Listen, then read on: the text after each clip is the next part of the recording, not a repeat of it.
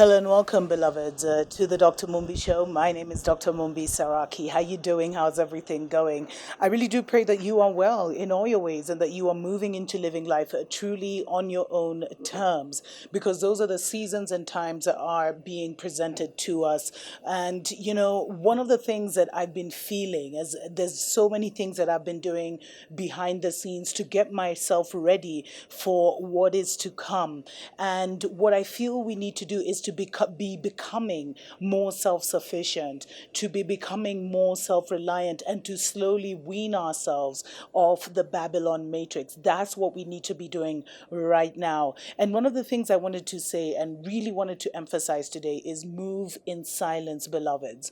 Move in silence, because sometimes your greatest enemies will be those that look like you, will be those that are related to you, will be your kin, because they may not see the future now, but they will definitely see what you're saying one day, but they just may not be there now. And in trying to have discussions with them about the seasons and the times, or the moves that you're making to save on food, to save up on water, to have a grab and go bag ready for, in case sugar hits the fan, to be already looking for a place outside of the city that you can invest in, to already be partnering and looking for like-minded people, to already be looking through your friend list, who makes it, who needs, who gots to go, because they're just still in the illusion, then they're still in the matrix. It's time for us literally to save ourselves, to move into the wilderness,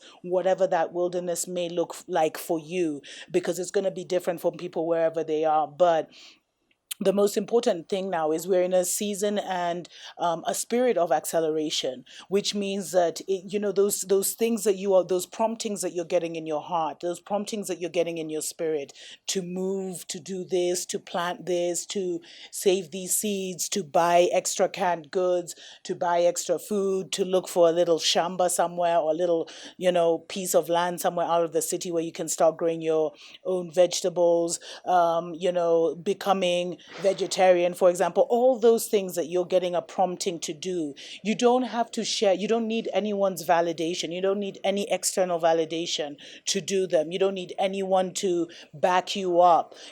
Just move, and move in silence, and implement them for yourself, because we've wasted, especially the chosen ones, and I always say the chosen ones chose themselves, but those who are destined, those who are age shifters, those who are bringing in, pulling in, anchoring in this new restoration and revival of our people. You don't need, you got to now get off that need for external validation, because majority of the people are not where you're at, and they may just not make it, but you can't risk not making it because they're not ready, because they think you're a conspiracy theorist, because they think you're overreacting, because they think you're crazy. These are seriously perilous times, and the matrix is falling, and the matrix is the most dangerous when it is falling. And that's why we must learn to prepare our hearts, our minds, and our spirits for the seasons and the times that are coming. And that means that when you get a spiritual download, or you get a spiritual instruction, do this, do that, make sure that you're following that up.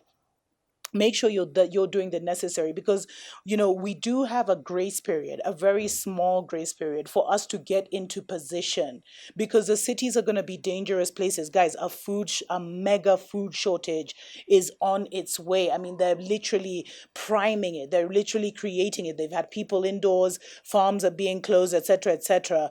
I mean, Africa, we may just avoid that, but still, if we're still in this barter money system, because so many of us are connected to the dollar, so many African nations are connected to the dollar, we may just suffer. But luckily, we may have, relatives in the village who at least still have their little, their few potatoes, their cabbage, etc., etc. They're at least growing their food, and they're literally off grid, if you want to call it that, because the government may never have connected them with electricity and all those other amenities that are going to entrap many in the system and make it very hard for many to refuse the domination, the global domination that they're trying to create. Because there are so many people that have awakened, And for all those that have awakened, what is coming in for you are blessings upon blessings upon blessings.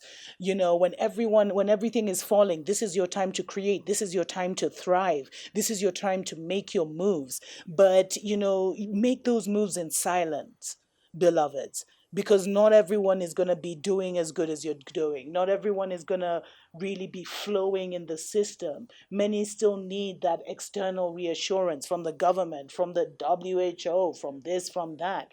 And so many are so programmed that I really just have been feeling recently, we don't have time to explain to people. May your teachers guide you to awaken quickly and to figure things out, because once you awaken, it's like a domino effect. Everything is revealed to you and you recognize that. But for us who are awakened, we just got to keep pushing forward, keep pushing, and making those moves that may seem out of this world. But we are in a season of the miraculous and in a season of acceleration where the impossible can happen in a twinkle of an eye. Until next time, tuko pamoja.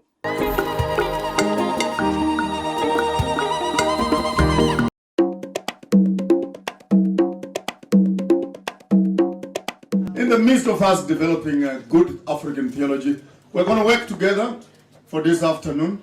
I'll say some things that will offend you, but you won't die. You won't die. You'll still be alive after the service, don't worry. If you are angry with me, go back to my manufacturer and tell him you are not happy with me. He may tell you exactly what he had in mind when he made me also. Put your hand on your head, if that is your head. Let's get started. It includes those complicated guys who think they understand everything and are suspicious of everything. It's your head and it's your hand. Put your hand on your head, say after me, this is how I think. Come on, let's work together. Come on, say like you believe it. This is how I think. Put your hand on your heart if there is anything inside there. Say after me, this is how I feel. One more time, this is how I feel. Put your hand in your hand, say after me, this is how I do. With confidence, guys, this is how I do. 3 things you're going to spend the rest of your life doing. Number 1, collecting correct information.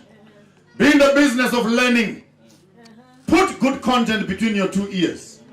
Respect yourself not for the cosmetics around your head, but for the contents between your 2 ears.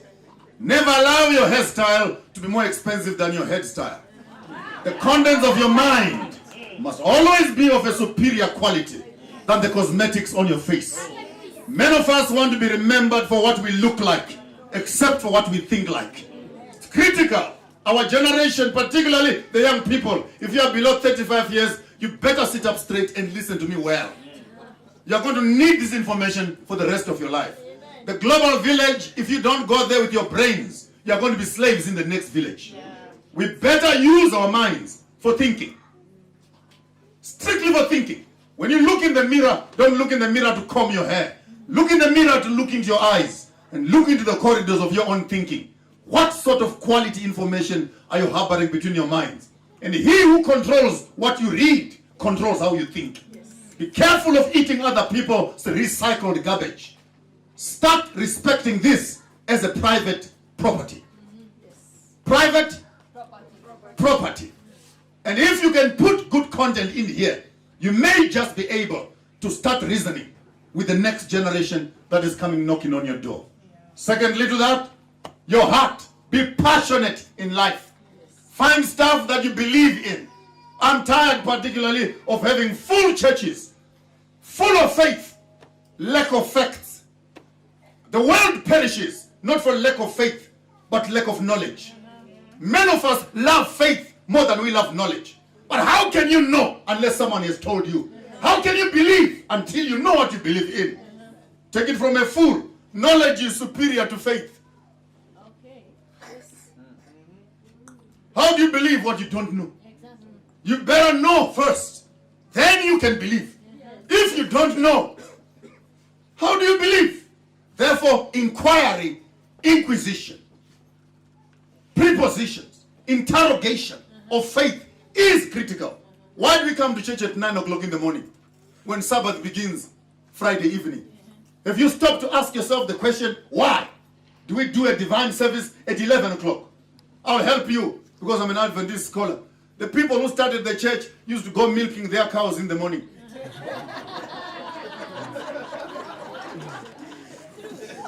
and they came to church at 9 after milking their cows. To date, we think that there's something holy about 11 o'clock.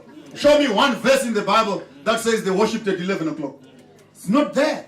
Tradition. People cook turkey and cut off the legs. Why? Because if you cook a turkey with its legs, it won't be tasty. Go back and find the tradition. There was no pot big enough to put a turkey and its legs inside. It has become a tradition that when you cook a turkey, cut off the legs. But now we have bigger pots. Do we still need to chop off the legs of a turkey? If we are not careful, what comes in as a suggestion in one generation matures itself into dogma into the next generation. Wake up, wake up, wake up.